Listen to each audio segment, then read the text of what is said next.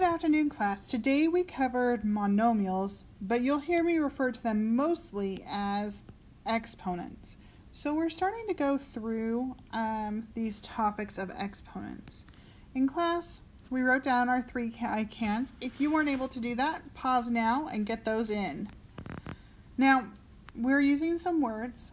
The really big words that we need to make sure we understand are power, base, and exponent.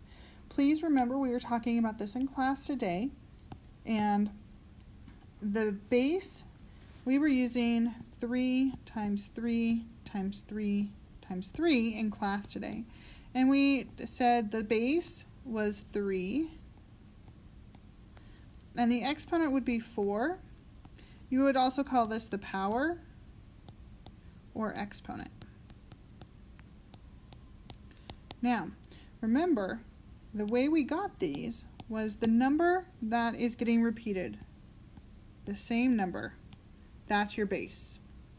Now, finding out the exponent, we counted how many there was. There's 1, 2, 3, and 4, and that's where that 4 comes from. All right, so when we were talking about this, we went through a couple of things. Remember, we're looking at the big number that we're used to seeing, and then the exponent is that smaller number on the right, up at the top. So here we have another example where we have the base is 6 and the exponent is 10. Well, what does this mean? Well, this means I write out 6 10 times. So you can see here I have written out 6 10 times. So you can kind of see I have 1, 2, 3, 4, 5, 6, 7, 8, 9, and 10 of them. So that's how we do this repeated multiplication known as exponents. So let's look at another example. Here we have 2 times 2 times 2. Well, what is the base? Well, what's the number that's getting repeated?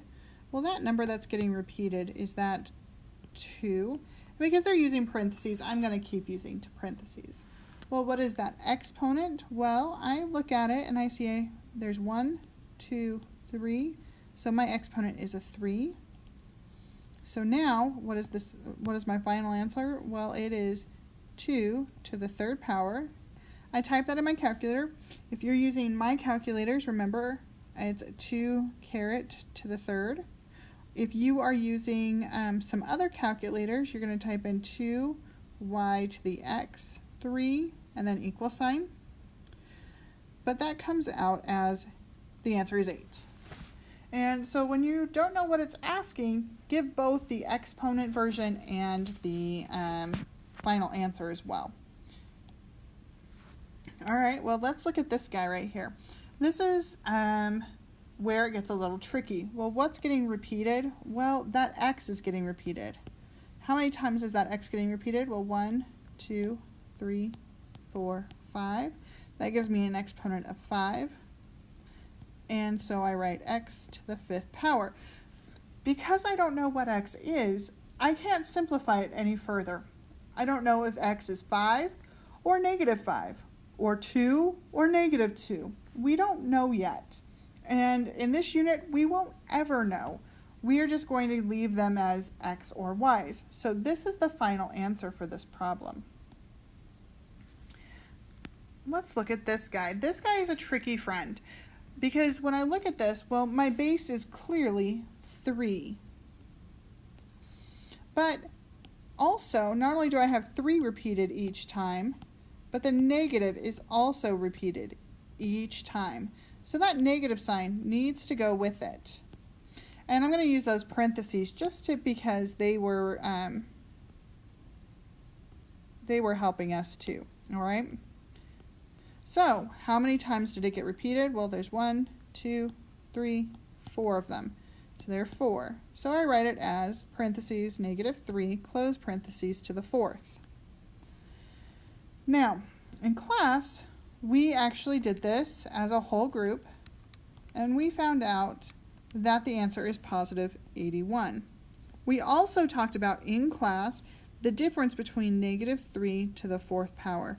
gives us a negative 81. So we need to make sure that if the negative is being repeated, it's inside the parentheses. If the negative is not being repeated, then it looks like the one below that I'm highlighting in orange. Okay? All right, guys, so that's all we did in class today is we practiced writing these out. We practiced putting them in our calculators. We even went through most of our homework. Many of you guys only had 1 or 2 homework questions left. Remember, write it out, go slow, and you'll be just fine. Bye, class. Have a great weekend.